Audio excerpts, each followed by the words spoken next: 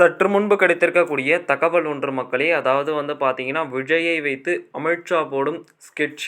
இதை பத்தி நாம் பார்க்க போகிறோம். பார்ப்பதற்கு முன்பு நம்முடைய சேனலுக்கு புதுசா இருந்தீங்க அப்படின்னா, சேனலை சப்ஸ்கிரைப் பண்ணிட்டு பாருங்க.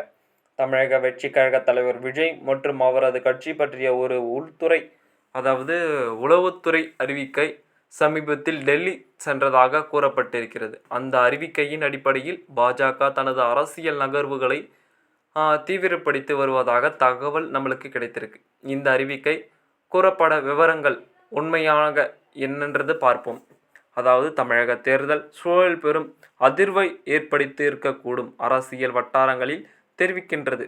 அப்படி அந்த ரிப்போர்ட்டில் என்ன இருந்தது விரிவாக பார்க்கலாம். தமிழக அரசியல் இதுவரை இல்லாத வகையில் இந்த முறை இளைஞர்கள் எந்த கட்சியை ஆதரிப்பார்கள் என்பது மிகப்பெரிய கேள்வியாக மாறியுள்ளது. நடிகர் விஜயின் அரசியல் வருகை இதற்கு காரணம்.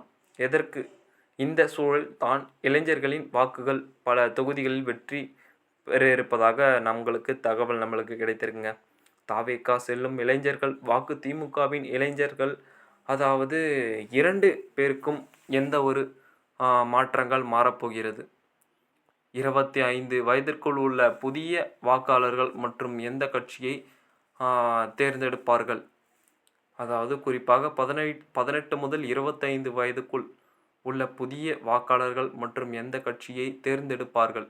விஜய்க்கு வாக்களிப்பதற்கு வாய்ப்பு நம்மளுக்கு முழுக்க கிடைத்திருக்குங்க. இந்த ஒரு சூழ்நிலையில் தமிழகத்தில் சட்டமன்ற தேர்தலுக்கு இன்னும் ஒரு சில